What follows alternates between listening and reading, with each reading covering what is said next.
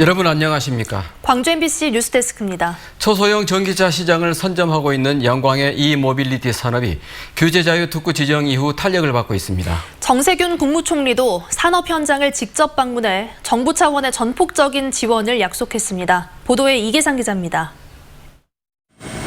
이모빌리티 전용 산업단지인 영광 대마산단에 기업체 5곳이 새롭게 입주하기로 했습니다. 초소형 전기차와 농업용 운반차 등을 전문적으로 생산하는 기업들이 투자 협약을 맺고 공장을 세우기로 한 것입니다. 투자 규모는 600억 원대, 직접 고용 인원은 230여 명에 이를 것으로 예상됩니다. 국내 시장보다는 사실은 5억대가 넘는 이륜차가 활성화되어 있는 아세안 시장 타겟, 수출 시장을 위해서 여기 둥지를 틀게 되었습니다. 영광 대마산단에는 이모빌리티 기업 30여 곳이 집적화돼 있고 2천억 원대의 투자 유치가 성사됐습니다. 특히 문재인 정부가 이모빌리티 규제 자유 특구로 지정한 이후 관련 기업들의 입주가 속도를 내고 있습니다. 코로나19에다 남북 간 군사 긴장이 고조된 상황에서도 전남을 찾은 정세균 국무총리는 정부 차원의 적극적인 지원을 약속했습니다. 4차 혁명 시대에 규제 혁신은 선택이 아니라 필수라며 규제 자유 특구의 성공을 이끌겠다고 강조했습니다. 혁신을 가로막는 낡고 불필요한 규제는 과감히 없애 기업이 창조적 파괴를 할 수 있는 여건을 꼭 만들어 드리겠습니다. 이모빌리티 산업 분야에는 광원도 행성 등 전국 지자체가 잇따라 도전장을 내밀고 있습니다. 전 세계적인 이모빌리티 시장이 5년 이내에 75조 원 규모로 커질 것으로 예측되는 가운데 영광 규제 자유 특구가 흔들림 없는 정부 지원을 통해서 세계 시장을 선도할 수 있을지 주목됩니다. MBC 뉴스 이계상입니다. 코로나19 여파로 올해 고3 학생들은 어느 때보다 힘겨운 대학 입시를 준비하고 있습니다.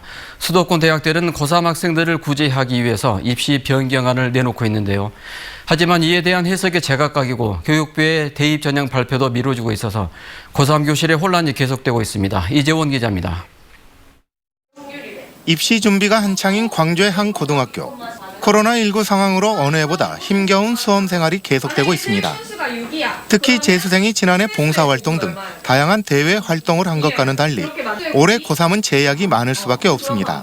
코로나 때문에 좀 예상치 못하게 그런 상황이 이어지고 있는데 그래도 문제없이 마무리할 수 있도록.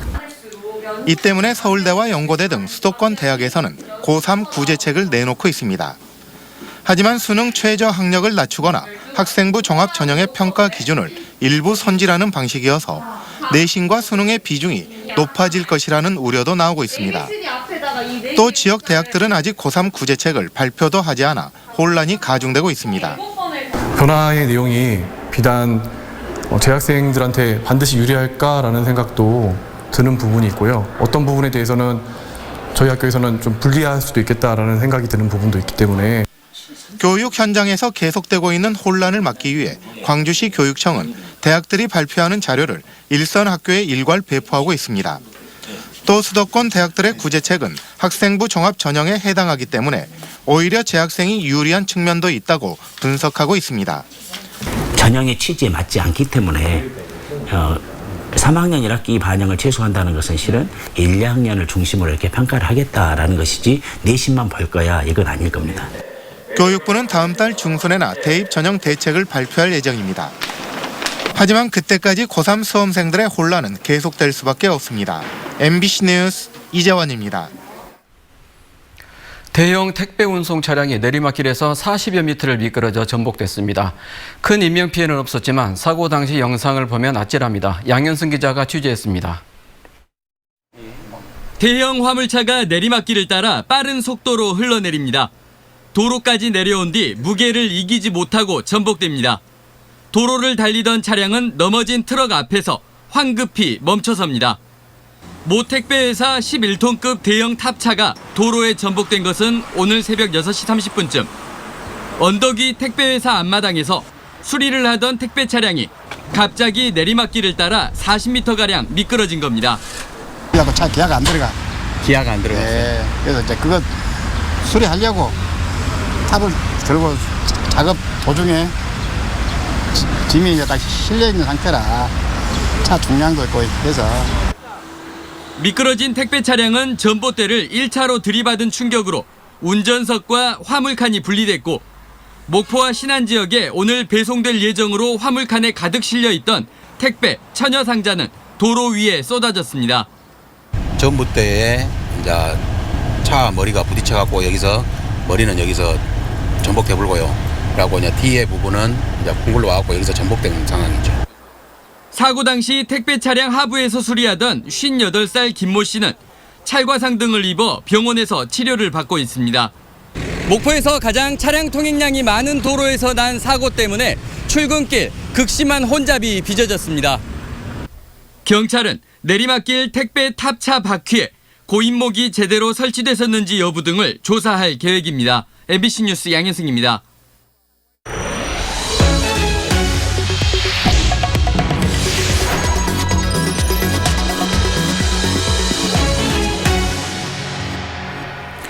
광주 북구와 광산구를 연결하는 북부순환도로 개통 사업이 10년 넘게 표류하고 있습니다. 도로가 뚫리면 한세봉의 생태계가 훼손될 것이라며 환경단체가 반발하고 있기 때문인데요.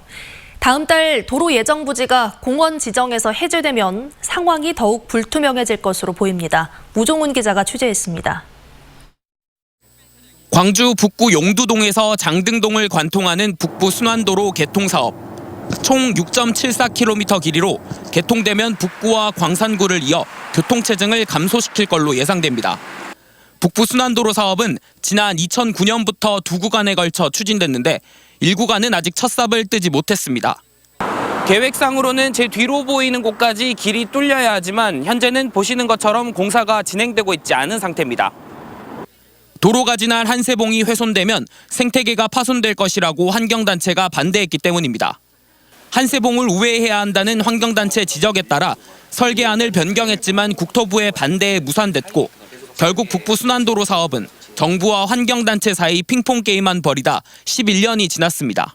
환경을 지켜야 된다라고 하는 그런 견지에서 북부순환도로에 함세봉 관통하는 것은 좀 납득하기 어렵다라고. 최근엔 공원 일몰제까지 겹치며 상황이 더욱 막막해졌습니다.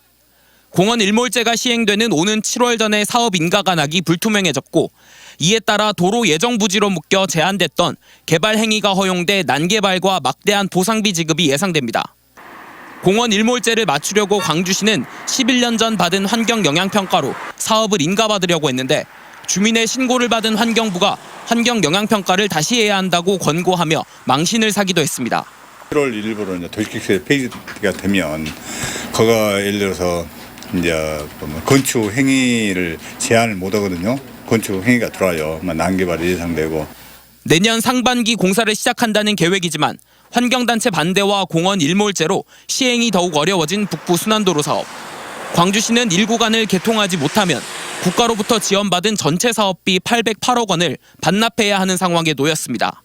MBC 뉴스 우종훈입니다. 민간공원 특례사업자의 사업성을 높이기 위한 광주시의 움직임에 시민단체가 반발하고 있습니다. 광주 경실련은 성명을 내고 광주시와 건설사가 고분양가 관리지역 지정을 빌미로 특례사업이 무산될 것처럼 여론을 호도하고 있다며 중앙공원 1지구에 대한 고분양가 관리지역 예외 적용 시도를 즉각 중단하라고 주장했습니다. 또 비공원 시설 면적 확대나 용적률 상향 등의 편법 행위도 절대 반대한다며 광주시의 행정 편의주의와 건설사의 이익을 위해 시민들의 부담만 가중될 것이라고 덧붙였습니다. 코로나19로 집행하지 못한 학교 무상급식비를 활용해 전남 지역 학생 가정에 지급한 남도장터 포인트가 호응을 얻고 있습니다. 전남도는 학생 농산물 꾸러미 2차 사업 대상인 도내 학생 19만 명에게 지난 10일부터 온라인 쇼핑몰 남도장터 포인트로 1인당 4만 원씩 75억여 원을 지급했고 지금까지 전체 23%인 18억여 원이 사용됐다고 밝혔습니다. 특히 최근 남도장터의 일일 방문자 수도 3만 9천 명으로 하루 평균인 8천여 명과 비교해 무려 4배 가까이 증가했다고 덧붙였습니다. 여름철 세균성 바이러스 감염에 대한 주의가 요구됩니다. 광주시는 무더위가 시작된 지난주 설사 증세로 병원을 찾은 환자들에게서 세균성 병원균이 검출되는 비율이 한 주 만에 40% 늘었다며 음식물과 개인위생 관리 주의를 당부했습니다. 광주시는 갑작스런 무더위의 영향으로 보고 있고 무더위가 지속되면 더욱 유행할 것으로 예측했습니다.